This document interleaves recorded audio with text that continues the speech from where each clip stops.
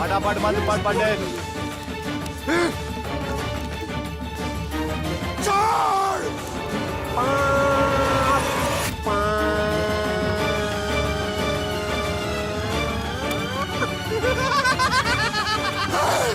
मत कर बेटी, हमार परवाह मत कर बेटा।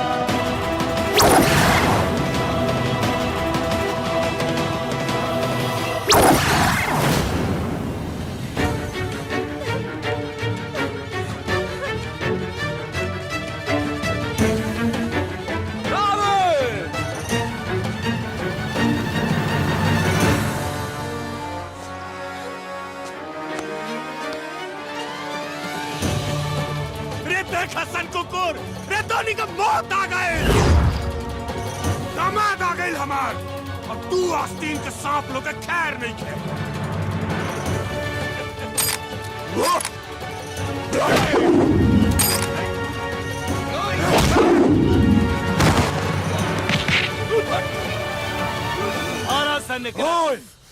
मारो उसको।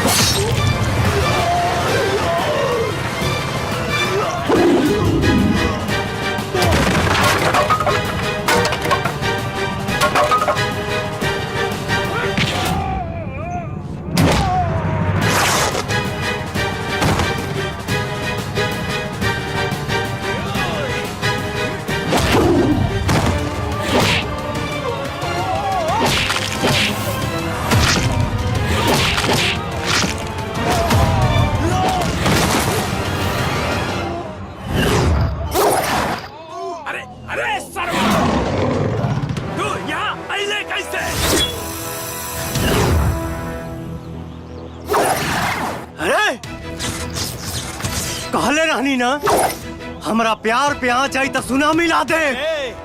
सुनामी जब आई तब आई, पहले ही बताओ तारा के ऐजा के पता के बतौलत रे।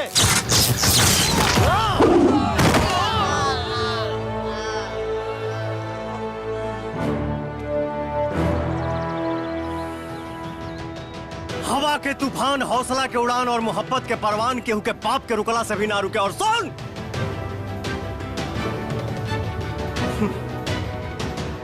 हर घर में एगो विभीषण होले। वही विभीषण तोहरा के यहाँ मौत बना के भेजले बा। हम मौत से मिले ना, तो हनी के माटी में मिलावे आइल बानी। ये सपना कभी पूरा नहीं होगा। कौनो सपना में इतना दम निखे जौना के हम देखी आओ के पूरा ना कर सकी। ज्यादा अकड़ मत। तोरी अकड़ हमनी के अकड़ से कम हा। तो हनी के अकड़ में आग ना पानी है, पर हमार अकड़ खानदानी है। तेरी अकड़ की ऐसी की तैसी। तेरी अकड़ से ज्यादा मेरी इस ब्लड में गर्मी है। सारे प्रोटीन पी के तोरा में जब इतना गर्मी बा, तो हम माई के दूध पियले बानी। सोच हमारा शरीर में कितना गर्मी हुई। मार सरो।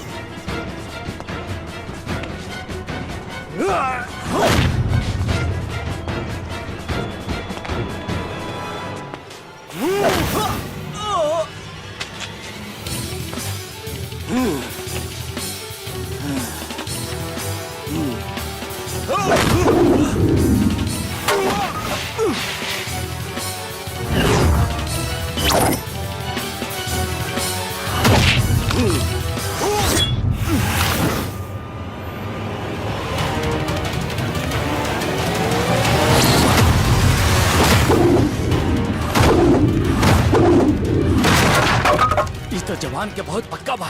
सुनामी ला देला।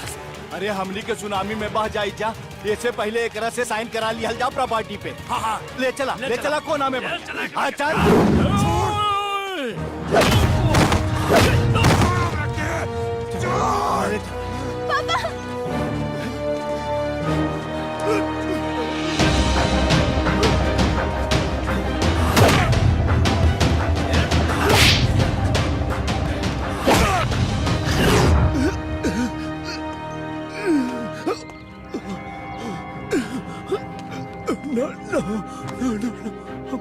हम तुमसे माफी मांगता है।